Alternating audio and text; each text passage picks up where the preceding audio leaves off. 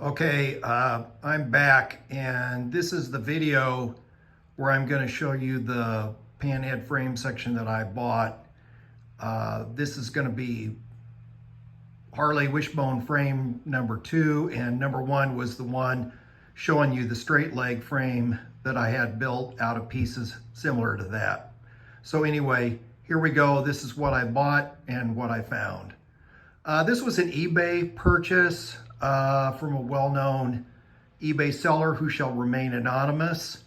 When I bought this thing, there were a few pictures on the internet and almost no description. From what I had learned, getting that straight leg frame put together, I knew more to look for. What I liked about this frame is we had the rear tubes, the original rear tubes, coming out of the back crossover plate. And then these have, on this side, you see this little whoopty in the tube, which is necessary for the chain to clear. And then the other one as well, cut off at about the same point. Also, that frame, when it was delivered to me, it did have the rear motor mount still in place. That's not it, that's one I had. The brake crossover shaft had been cut off. There was a little bit of the support bracket that was left here. These floorboard tabs were attached still, and the front motor mount was in, and I thought it was a good front motor mount. So, and then lastly, there was about, 12 inches of seat post sticking out. That's what I bought. The frame had obviously been sandblasted at some point in time and then rusted already, so that's the way I took it. As soon as I got it in the mail, one thing I noticed was this crack in the motor mount, which was not good news. It was only good news in that the motor mount had not completely broken in half, which is kind of where they seem to always break. Right there, that's on the kickstand side of the bike.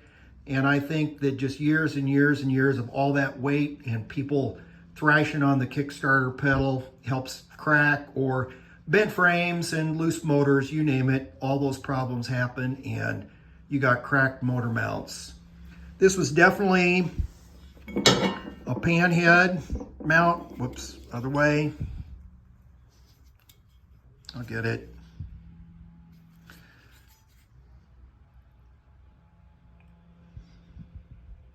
There we go, 48E-621.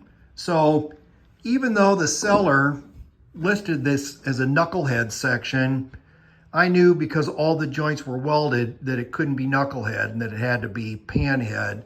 Actually, this is a knucklehead motor mount that I have that's been sitting around, and you can see on that one, focus, whoops, upside down. There we go, XE621. So this one is knucklehead. That one is definitely panhead.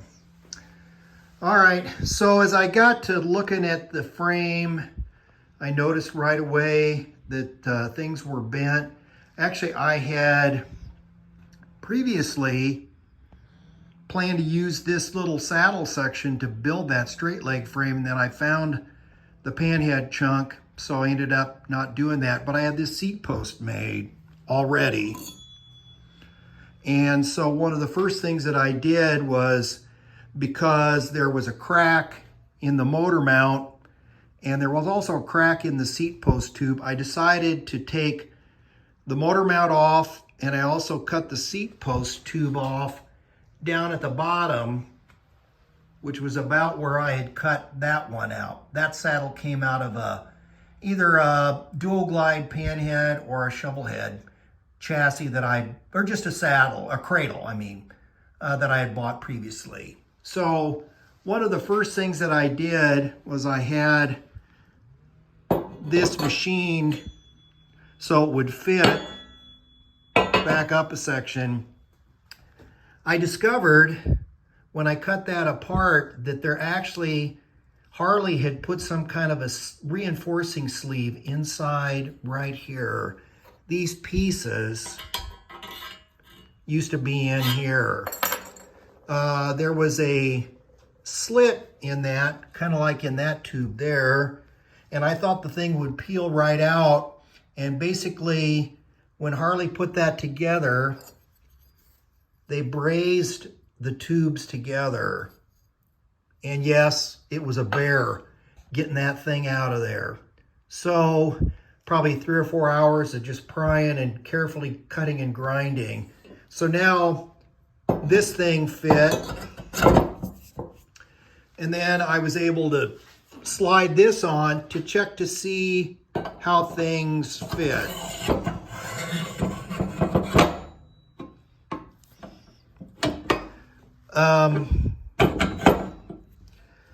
When I first put it together, the holes weren't even close. So I knew that the frame was bent upward like this. And then when you look down here, you can see the damage in the frame. It's reasonably straight between the two saddles, but once you get in front of that, it was nasty. This frame tube on the right-hand side comes up and then bends down a little bit. And then you can see on the other side, that tube is down. My suspicion on the frame is, when I cut it apart, was the frame was probably in a wreck of some kind and they fixed it or repaired it. And then it had a catastrophic wreck which totaled it, and then the frame got cut apart.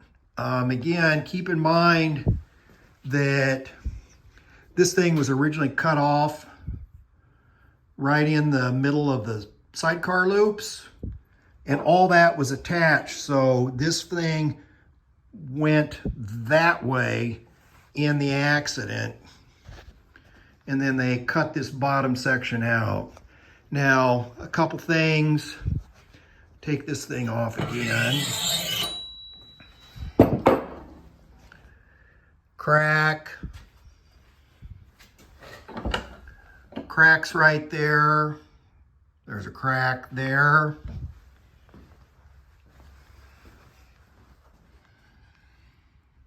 Cracks there as well, so that was damaged.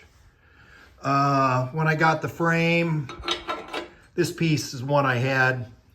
That wasn't in there. They had just cut that thing off there, and there was a little piece still connecting the post. So I took that off because I already had a replacement piece. So fortunately, I had some body shop buddies of mine that are really good at straightening wrecked and bent stuff. So basically what I did is I took it to those guys, and we were able to pry the bottom of the frame down and get the transmission plate to line up. So now I couldn't do that because I only had one hand going there. That thing is straight. And then also I jumped ahead a little bit. I had this foot shift kickstart only transmission on the plate, and I was happy to report it set perfectly on top of the fifth mount. So now the question is, what am I going to do to get the rest of the frame fixed? I have acquired some pieces. These lower frame rail pieces were cut out of an original frame. I saved those. I'm in the process of marrying those to some straight pieces of tube. I bought full-length tubes from V-Twin. These are the lowers. I'm not sure I'm going to use those. And then I haven't opened them up yet. I bought some Wishbone fronts. And then these here in the back are the upper rails that came from another guy. So I'm going to end this video, and basically what I'm trying to figure out is, should I cut the frame off right here where the tube is straight? Also, I highlighted in this area here where either maybe they hit it with a grinder when they were cutting off the brake crossover shaft brackets, or the exhaust might have been rubbing there. It's a little hard to tell. So I might either cut it off here or maybe here. I've already blued it up. I'm gonna make my cuts here. Those are the easy ones to get to. I can't show you in the video, but inside here, Harley tack welded the tube to the saddle on the inside, and it's a real bear getting that stuff out. So I got to figure out what to do. I already took these things off. We didn't spend any time trying to straighten these tubes. We knew they have to be replaced. So I had taken off the front motor mount, took the footboard mounts off, and then I'd got to either decide, I'm pretty sure I'm going to cut this one here and just replace it up to here. This one's either going to get cut here or maybe here. If I leave this because it's worn, you can see it's ground down. They took some of the wall thickness off. This stuff is 120. If I leave that and cut it off further up, I might put in a really long pin or sleeve to reinforce that. I'll see. So anyway, I'm going to end the video. This is what I bought. I did some work on it. I found out where all the problem areas are. I'm in the process of fixing those. In the next video, you'll see what I decided to do in terms of cutting those tubes off and how I will continue to straighten things out as I move ahead. So as always, like, share, and subscribe, as they always say. Post any questions, and we'll see you in the next video. Thanks.